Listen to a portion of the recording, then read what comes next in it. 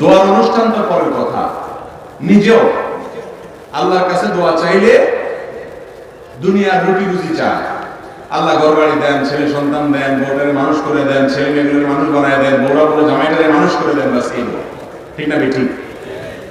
আহকামুল হাকিমিন রব্বুল আলামিনের কাছে শুধু দুনিয়া চাচ্ছেন। আল্লাহই শিখিয়ে দিয়েছেন রব্বানা আতিনা ফিদ দুনিয়া হাসানা ওয়া ফিল আখিরাতে, শুধু দুনিয়া চাইও না, আল্লাহর কাছে মূল চাওয়া তো হবে আখিরাত, শুধু দুনিয়াটাও চাইবেন। এখন আমাদের আখিরাতটা আসলে তেমন কোনো দরকার, কারণ আমাদের আখিরাতটা হলো টুকটাক আর দুনিয়াটা হলো ঠিকঠাক, ঠিক না ঠিক?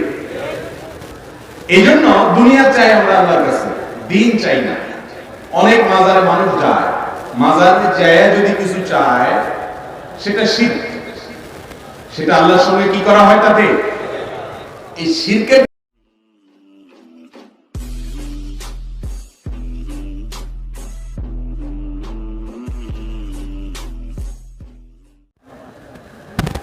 وقال النبي صلى الله عليه وسلم ألا أخبركم بأهل الجنة كل ضعيف متضاعف وقال عليه الصلاة والسلام ألا أخبركم بأهل النار كل عتل جواد مستكبر أو كما قال عليه الصلاة والسلام। ঐতিহ্যবাহী লক্ষ্মীপুর জেলার রামগঞ্জ থানার অন্তর্গত দক্ষিণ হাজীপুর পাটোয়ারগাড়ি জামে মসজিদে আয়োজিত আজকের এই তাফসীরুল কোরআন মাহফিলের সম্মানিত সভাপতি, উপস্থিত উলামায়ে কেরাম এবং দূর দূরান্ত থেকে আগত আমার প্রাণপ্রিয় দ্বীনী ভাইয়েরা ও পর্দার আলেম মা বোনেরা, কোরআনে হাকিমের সূরাতুল ফুরকানের একটি আয়াত আমি তেলাওয়াত করেছি। সূরাতুল ফুরকানের 63 নম্বর আয়াত থেকে নিয়ে 77 নম্বর আয়াত পর্যন্ত এই কয়েকটি আয়াতকে সামনে রেখে এই আয়াতগুলোর সার নির্যাস আপনাদের সামনে পেশ করার চেষ্টা করব ইনশাআল্লাহ। এরপরে আপনাদের করা প্রশ্নগুলোর উত্তর আমরা যত অল্প সময়ে সম্ভব দেব। তারপরে ইনশাআল্লাহ আপনাদের সকলেরই প্রিয় হযরত মাওলানা শেখ আব্দুল হাই মোহাম্মদ সাইফুল্লাহ হাফিজাহুল্লাহ আলোচনা করবেন। সম্মানিত উপস্থিতি, আল্লাহ রাব্বুল আলামিন সূরা ফুরকানে বলেছেন وعباد الرحمن الذين يمشون على الأرض هونا। রহমানের বান্দাগণের কিছু বৈশিষ্ট্য আছে, কিছু বিশেষ গুণ আছে। এই গুণ এবং বৈশিষ্ট্যগুলো যদি কোনো মানুষের মধ্যে থাকে তাহলে সেই ব্যক্তি রহমানের বান্দা, আল্লাহর বান্দা হিসেবে বিবেচিত হবে। আর এই গুণগুলো যদি কারোর মধ্যে না থাকে, এর বিপরীত গুণ থাকে, তাহলে সে শয়তানের বান্দা হিসেবে আল্লাহর কাছে বিবেচিত হয়। আমরা কি আল্লাহর বান্দা হতে চাই না শয়তানের বান্দা? আল্লাহর বান্দা হতে চাই। আল্লাহর বান্দা হওয়ার জন্য যা যা করা দরকার সে কাজগুলো করলেই যে আমরা স্বয়ংক্রিয়ভাবে আল্লাহর বান্দা হয়ে যাব, এমনটিও মনে করার কোনো কারণ নেই। আল্লাহর বান্দা হওয়ার জন্য যা যা করা দরকার সে কাজগুলো করার পরেও আল্লাহ যদি আমার সে বন্দিগি, আমার সে দাসত্ব, আমার সে গোলামি যদি গ্রহণ না করেন, তাহলে সেক্ষেত্রে আমি আল্লাহর বান্দা হতে পারব না। সূরাতুল ফুরকানের এই আয়াতগুলোতে আল্লাহ সুবহানাহু ওয়া তাআলা বলে দিয়েছেন বিশেষ কয়েকটি গুণ আছে, বৈশিষ্ট্য আছে। এই গুণগুলো যদি কোনো মানুষ অর্জন করতে পারেন তাহলে সেই মানুষকে আল্লাহ তাআলা নিজে পরিচয় করে দিচ্ছেন সে আমার বান্দা, রহমানের বান্দা। সেই গুণগুলো অর্জন করার চেষ্টা করা একজন আখিরাতে জান্নাত প্রত্যাশী মানুষের অন্যতম একটি বড় কাজ। সেই গুণগুলোর ভিতরে প্রথম গুণ সম্পর্কে বলতে গিয়ে আল্লাহ তাআলা বলছেন আল্লাযীনা ইয়ামশুনা আলাল আরদি হাওনা। আল্লাহ তাআলা যাদেরকে নিজের পরিচয় দিয়ে বলবেন তারা আমার বান্দা, আল্লাহ তাদের বন্দেগীকে স্বীকৃতি দিয়েছেন, আগাম স্বীকৃতি। তাদের এক নম্বরের বৈশিষ্ট্য হলো তারা পৃথিবীতে যখন চলাফেরা করবে, সমাজে যখন বসবাস করবে, রাস্তাঘাটে যখন চলাফেরা করবে, তাদের চাল চলনে দম্ভ, অহংকার আর কোন প্রকার নিজের বড়ত্ব প্রকাশের মানসিকতা থাকবে। তারা পৃথিবীতে যখন চলাফেরা করবে, সমতল জায়গা দিয়ে যখন চলাফেরা করবে, অবনত মস্তকে বিনয়ী মানুষের মতো চলাফেরা করবে। আমাদের প্রিয় নবী সাল্লাল্লাহু আলাইহি সাল্লাম কিভাবে চলতেন এই সম্পর্কে তার শামাইলে বর্ণিত হয়েছে যে তিনি যখন সমতল কোন জায়গা দিয়ে চলতেন, কান্নাহু ইয়ানহাতু মিন ফাওক আও মিন সাবাব। নবী আলাইহিস সালাম যখন রাস্তা দিয়ে চলাফেরা করতেন, তখন উপর থেকে, পাহাড় থেকে কেউ নামাজ সময় যেরকম তার মাথা ঝুঁকে থাকে, অবনত হয়ে থাকে, বিনয়ী মানুষের মতো থাকে, বুক টান টান করে অহংকারের মতো করে চলে না। রাসূল করিম সাল্লাল্লাহু আলাইহি সাল্লাম চলার সময় এইভাবে চলতেন। এখন কেউ যদি রাস্তাঘাটে খুব দম্ভভাবে চলাফেরা করে, অহংকার প্রদর্শন করে, তার হাব ভাব দিয়ে, তার ক্ষমতার জোর দেখায়, তার গায়ের জোর দেখায়, তার পয়সার জোর দেখায়, এসব যদি তার চলনে বলনে প্রকাশ পায়, তাহলে এই ব্যক্তি শয়তানের বান্দা, রহমানের বান্দা। রহমানের বান্দা হওয়ার জন্য এক নম্বরের এই বৈশিষ্ট্যটা অর্জন করতে হবে, বিনয় থাকতে হবে। আল্লাহ রাব্বুল আলামিন আপনাকে পাওয়ার দিয়েছেন, আপনার অবস্থান দিয়েছেন, আপনাকে আল্লাহ তাআলা অনেক দিক থেকে স্বাবলম্বী করেছেন, মর্যাদাবান করেছেন। আপনি যদি বুক টান টান করে অহমিকা প্রদর্শন করেন, তাহলে আল্লাহ তাআলা আপনাকে তার গোলাম হিসেবে স্বীকৃতি দিবেন। নবী আলাইহিস সালাম বলেছেন, আলা উখবিরুকুম বিআহলিল জান্নাহ, তোমাদেরকে কি আমি জান্নাতি লোকদের মার্কা বলে দিব না? কোন লোকগুলো জান্নাতে যাবে তাদের কিছু মার্কা আছে। তিনি নিজেই জবাব দিয়ে বলছেন যে কুল্লু দাইফিন মুতাদাইফ, ওই সমস্ত মানুষেরা যারা দুর্বল, সমাজের মানুষরা তাদেরকে দুর্বল মনে করে, নিরীহ কিসিমের মানুষ, ব্যক্তিগত জীবনে তাওহীদ আছে, ইসলামের সমস্ত ফরজ বিধানগুলো মেনে চলে, আল্লাহর আদেশ নিষেধ অনুযায়ী চলে, আর তার চাল চলনে, আচার আচরণে, কাজে কারবারে সে এমন ভাবে চলে যে সমাজের মানুষ তাকে অমায়িক মানুষ হিসেবে স্বীকৃতি দেয়,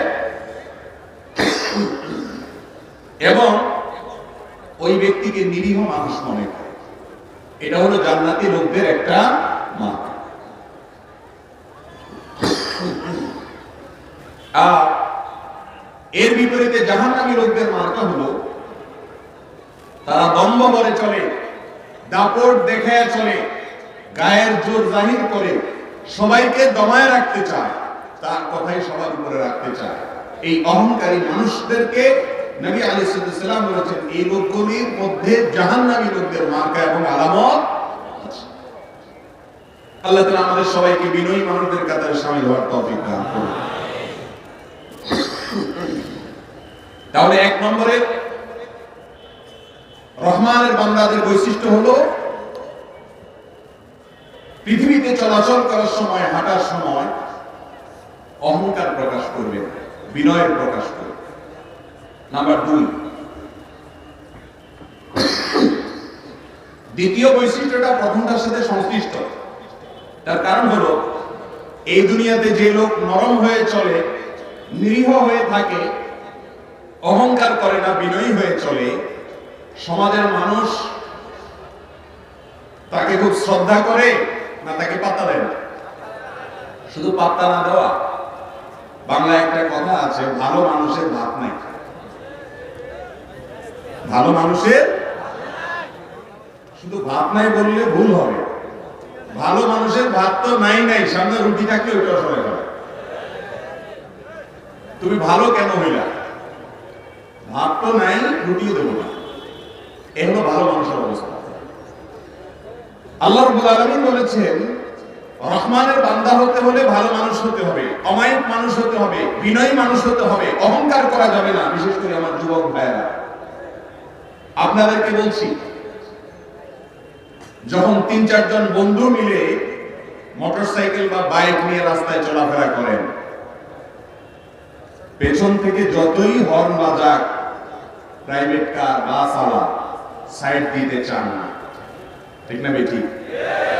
একা যখন যান তখন রিক্সাওয়ালা বেল বাজাইলেও সাইড দিয়ে দেন, আর যখন বন্ধু বান্ধবের সাথে ৮-১০ জন থাকে তখন কি হনুর একটা ভাব চলে আসে, কি আসে না? এর নাম হলো অহংকার। এর নাম কি? অহংকার। হোটেলে যখন বসেন, একা একা চার অর্ডার দিলে, একা একা থাকলে বেসিয়ারে বলেন ভাই ১ কাপ চা দেন। আর ৪-৫ বন্ধু মিলে বসলে শরীরটা একটু গরম গরম মনে হয়, তখন আর এটা বলেন না যে ১ কাপ চা, এই বেটা জানিয়ে মানুষ চোখে দেখোস না, কথা মনে হয়েছে। এরকম মোড়ে যুবকরা কথা বলেন কি বলেন না? ও যুবক ভাই আমার, যে আল্লাহ আপনাকে এই যৌবনের শক্তি দিয়েছেন, ওই আল্লাহ রাব্বুল আলামিন আপনাকে একদিন দুর্বল করবে কি করবে না? এই জন্য জান্নাতি লোক কখনো অহংকার করতে পারে। বাসে যখন একা একা যুবক যায়,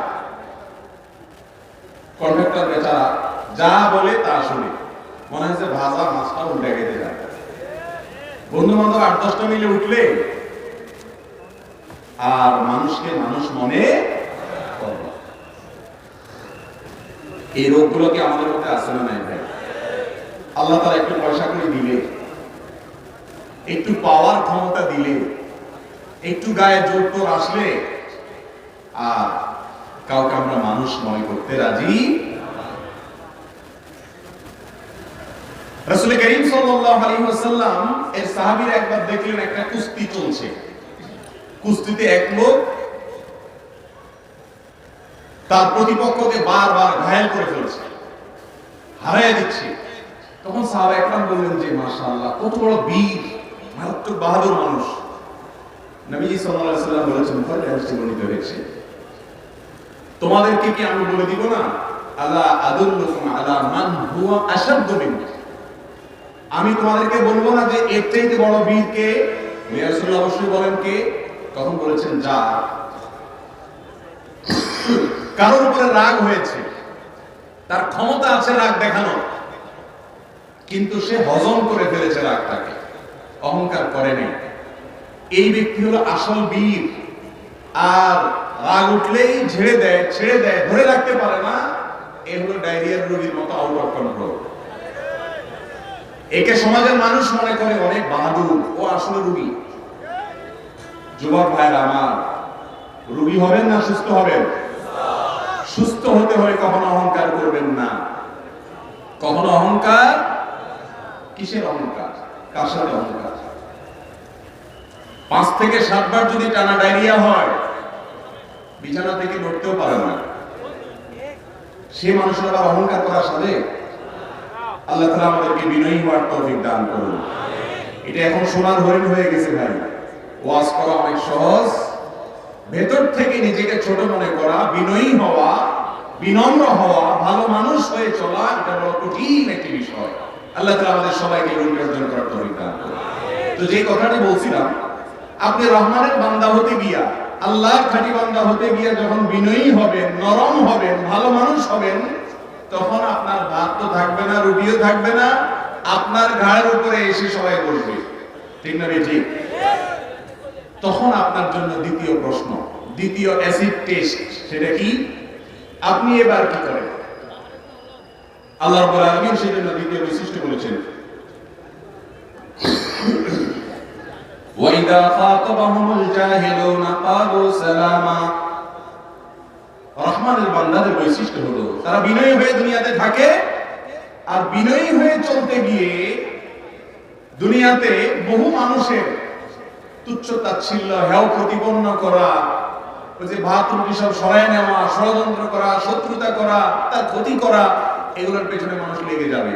যখন সেই কাজগুলো মানুষ করবে তখন সে তাদের সাথে পাল্টা জবাব দিবে না, বরং মূর্খ, ঝগড়াটে, ফিতনাবাজ এবং দুষ্ট লোকদের দুষ্টামির বিপরীতে সে বলবে সালামা, অর্থাৎ এড়িয়ে যাবে, সেগুলোকে অ্যাভয়েড করে চলবে এবং খারাপ মানুষদেরকে কখনো প্রশ্রয় দিবে না এবং তাদের কথার জবাব দিতে যাবে। এটা হলো রহমানের বান্দাদের দ্বিতীয় বৈশিষ্ট্য। আজকাল তো আমাদের অবস্থা এমন, কেউ আমাদেরকে একটা কথা বলবে আর পার পেয়ে যাবে, এটা কোনোদিনই সম্ভব। সামনে বলতে না পারলে পেছনে গিয়ে অন্তত একটা মনে মনে হলো গালি দিয়ে দেয়, ঠিক না বেঠিক? তোর সামনে বলতে পারলাম না, তো পিছনে এসে একা একা একটা গালি দিয়ে দেয়, মনে ঝাল মিঠা না। রহমানের বান্দার বৈশিষ্ট্য এটা না। ওয়াইদা খাতাবাহুমুল জাহিলুন ক্বালু সালামা, মূর্খ লোকেরা, ঝগড়াটে লোকেরা যখন ঝগড়া করতে আসবে, দেখবেন এই লোক ব্যাককল মানুষ, এর সাথে ঝগড়া করে কোনো লাভ হবে না, সে বুঝবে না, তার সে বুদ্ধি নাই, বা সে অহংকারী, বেয়াদব, তাহলে সেক্ষেত্রে তাকে এড়িয়ে যেতে হবে, তার সাথে ঝগড়া করা যাবে। কেউ ঝগড়া করছে, আপনি ঝগড়া করবেন না, এটা অনেক কঠিন পরীক্ষা নাকি সহজ কাজ? আপনি কেউ ঝগড়া করলে যদি ঝগড়া না করেন,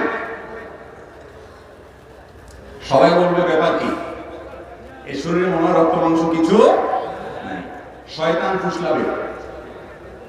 কিন্তু মাথা ঠান্ডা রেখে আল্লাহকে খুশি করার জন্য মূর্খ মানুষদের জবাবে কোনো কথা না বলে বিনয়ের সাথে এড়িয়ে যেতে হবে। এটা হলো রহমানের বান্দাদের দ্বিতীয় বৈশিষ্ট্য। নাম্বার 3, রহমানের বান্দাদের 3 নম্বর বৈশিষ্ট্য হলো ওয়াল্লাযীনা ইয়াবিতুনা লিরাব্বিহিম সুজদান ওয়া কিয়ামা,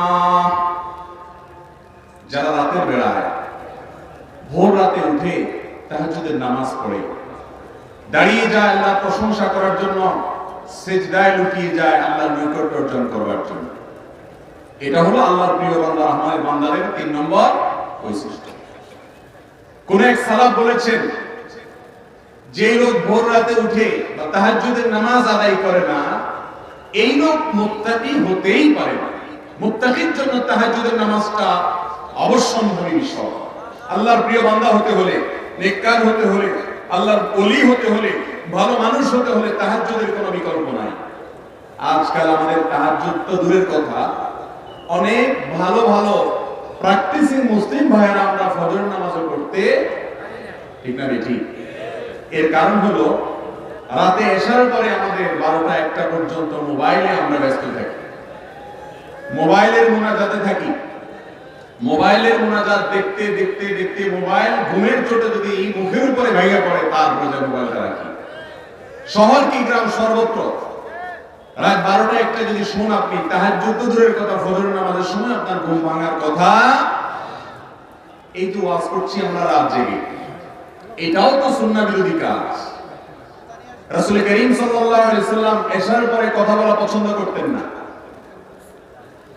দ্বীনের কথা, ইসলামের কথাও আগে আগে বলে শেষ করতে হবে, এশার নামাজের পর শুয়ে যেতে হবে। স্বামী স্ত্রীর কথোপকথন ছাড়া এশার পরে আর কোনো কথা প্রশংসনীয়। কিন্তু আমাদের দেশে ওয়াজ মাহফিল জমেই এশার পরে, শুধু ওয়াজ মাহফিল, টেলিভিশন প্রোগ্রাম বলেন, বাসা বাড়িতে যে সমস্ত টকশো গুলো হয় আমাদের ড্রয়িং রুমে, টেলিভিশন রুমে, এই সব জমে কখন? এশারের পর।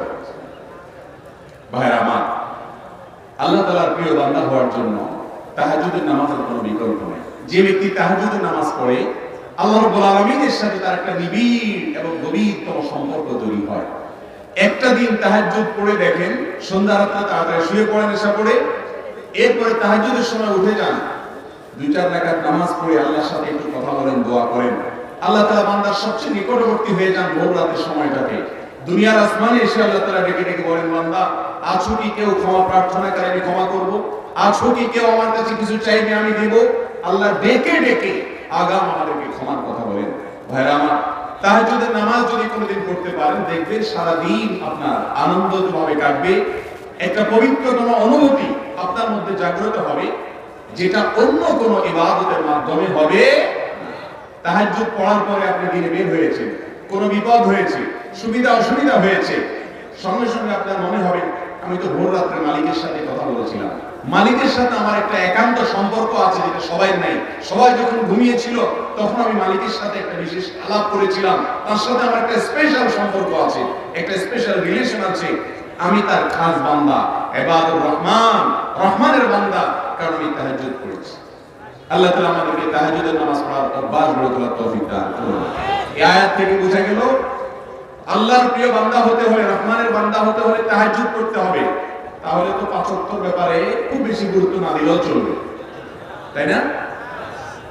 তাহাজ্জুদ পড়াটা যদি আল্লাহর প্রিয় বান্দা হওয়ার জন্য পূর্ব শর্ত হয়, তাহলে পাঁচ ওয়াক্ত নামাজ তো অবশ্যই পড়তে হবে, সেটা তো বলাই বাহুল্য, ঠিক না ঠিক?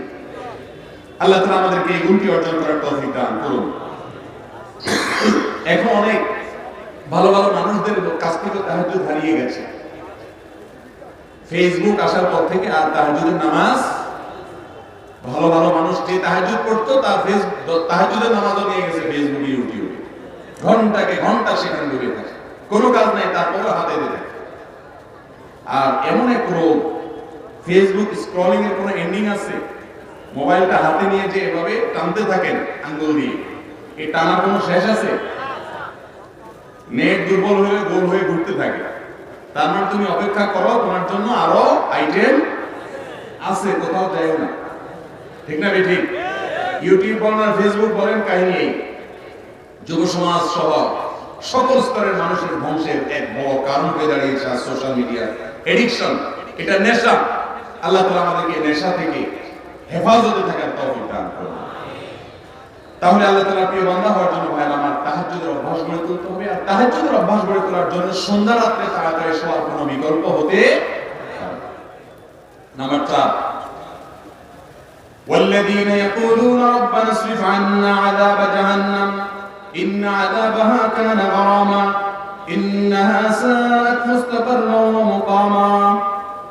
রহমানের বান্দাদের 4 নম্বরের বৈশিষ্ট্য হলো তারা আল্লাহর কাছে জাহান্নাম থেকে পানাহ চায়। কোথা থেকে পানাহ চায়? জাহান্নাম থেকে পানাহ চায়। এটাও হারিয়ে গেছে। কিভাবে হারিয়ে গেছে আমি বলি। আমাদের আল্লাহর কাছে দোয়া, দুরূদ এগুলো বেশিরভাগ হয় দুনিয়াবি বিষয়কে কেন্দ্র করে। নিজে দোয়া করলেও দুনিয়া, হুজুরের কাছে দোয়া চাইলেও দুনিয়া। আপনারা আজ পর্যন্ত জীবনে শুনছেন যে কোন লোক একটা দোয়ার অনুষ্ঠান করছে? কেন? একজন হুজুরকে আনছে, দোয়া চাইছে বা দোয়ার অনুষ্ঠান করছে এই উদ্দেশ্যে যে হুজুর দোয়ার অনুষ্ঠান করছে এই জন্য যে আল্লাহ যেন আমাকে জাহান্নাম থেকে মুক্তি দেয়। শুনছেন এরকম দোয়ার অনুষ্ঠান? দোয়ার অনুষ্ঠান তো পরের কথা, নিজেও আল্লাহর কাছে দোয়া চাইলে দুনিয়ার রুটি রুজি চায়। আল্লাহ ঘর বাড়ি দেন, ছেলে সন্তান দেন, বউটারে মানুষ করে দেন, ছেলে মেয়েগুলোর মানুষ বানায় দেন, বউরা বলে জামাইটারে মানুষ করে দেন, বাস এই দোয়া, ঠিক না ঠিক? আহকামুল হাকিমিন রব্বুল আলামিনের কাছে শুধু দুনিয়া চাচ্ছেন। আল্লাহই শিখিয়ে দিয়েছেন রব্বানা আতিনা ফিদ দুনিয়া হাসানা ওয়া ফিল আখিরাতে। শুধু দুনিয়া চাইও না, আল্লাহর কাছে মূল চাওয়া তো হবে আখিরাত, শুধু দুনিয়াটাও চাইবেন। এখন আমাদের আখিরাতটা আসলে তেমন কোনো দরকার, কারণ আমাদের আখিরাতটা হলো টুকটাক আর দুনিয়াটা হলো ঠিকঠাক, ঠিক না ঠিক? এই জন্য দুনিয়া চাই আমরা আল্লাহর কাছে, দিন চাই না। অনেক মাজারে মানুষ যায়, মাজারে যায় যদি কিছু চায় সেটা শিরক, সেটা আল্লাহর সঙ্গে কি করা হয় তাতে? এই শিরকের